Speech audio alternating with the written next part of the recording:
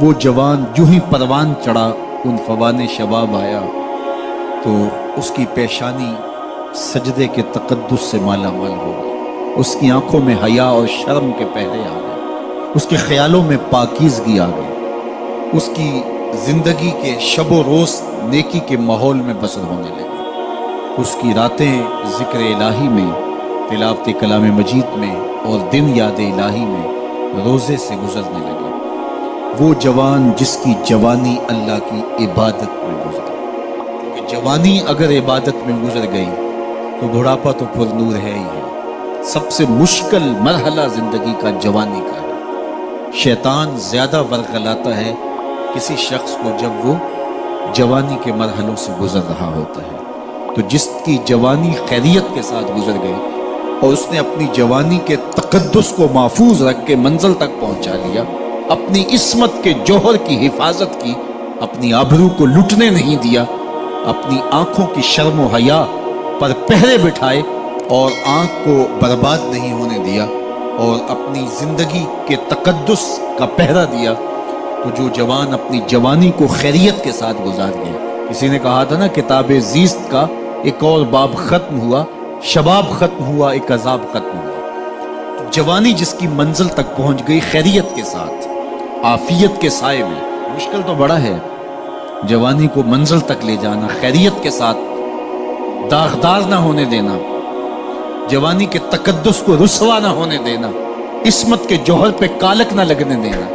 خواہشات کو غالب نہ آنے دینا۔ آسان کام تو نہیں ہے، مشکل کام ہے، لیکن اگر کوئی مشکل کاٹ گیا، جوانی کے تھوڑے سے ایام میں گزار گیا، اللہ اکبر۔ حضرت شیخ ختلی کہتے ہیں، داتا گنج بخش علی حجویری علیہ رحمہ کے مرشد ہیں، الدنیا یوم ولنا فیہا صوم، وہ کہتے ہیں دنیا ایک دن ہے، ہم روزہ رکھ کے گزار رہے ہیں۔ تو روزہ رکھ کے سارا دن گزر ہی جاتا ہے، دوپہر بھی آتی ہے گزر جاتی ہے، اور عصر کا وقت بھی آتا ہے گزر جاتا ہے، کھانے کا وقت بھی آتا ہے، چائے کا وقت بھی آتا ہے، سب کچھ ہوتا ہے لیکن گزر جاتا ہے، افطار تک بندہ پہنچ جاتا ہے۔ جس نے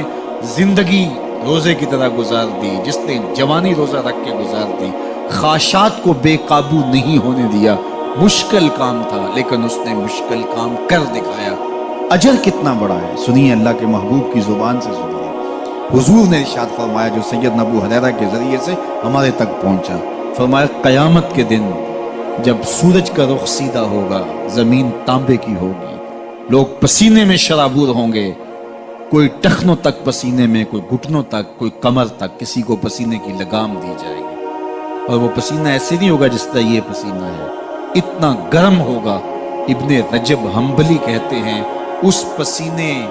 کا ایک قطرہ اگر احد پہاڑ پہ ڈال دیا جائے تو وہ پگھل جائے، اتنا گرم ہوگا، بدبودار اتنا ہوگا، ایک قطرہ دنیا پہ ڈال دیا جائے، انسان کیا جانوروں کے دماغ بھی پھٹ جائے، اس پسینے میں لوگ شرابور ہوں گے۔ لیکن جس نے اپنی جوانی کو عافیت سے گزارا ہوگا، کل قیامت کے دن جب کوئی سایہ نہیں ہوگا، اللہ اس جوان پر اپنے عرش کا ٹھنڈا سایہ عطا فرمائے۔ وہ شخص جس کو کسی عورت نے دعوت گناہ دی اور وہ صاحب منصب تھی، صاحب جمال تھی، اور اس نے یہ کہہ کے یہ خواہش، یہ آرزو مسترد کر دی، انی خاف اللہ۔ اسی طرح کوئی عورت ہے تو اس نے اپنے تقدس کی حفاظت کی، اپنی آبرو پہ پہرا دیا اور کسی پیشکش کو ٹھکرا دیا، تو فرمایا قیامت کے دن جب کوئی سایہ نہیں ہوگا، اللہ اسے بھی اپنے عرش کا ٹھنڈا سایہ دے گا۔ کیسا سخت دن ہوگا، اور وہ کس اعزاز میں ہوگا، کس تکریم میں ہوگا۔ یہ تو 4 دن 10-20 سال ہیں، اور وہ 50,000 سال کا ایک دن۔ پھر اس کو اللہ کا شکر ادا کرنا ہوگا کہ اللہ تو نے کتنا کرم کیا میرے اوپر کہ میری جوانی خیریت اور عافیت سے گزری، اور آج اس کا تو کتنا بہتر صلہ مجھ کو دے۔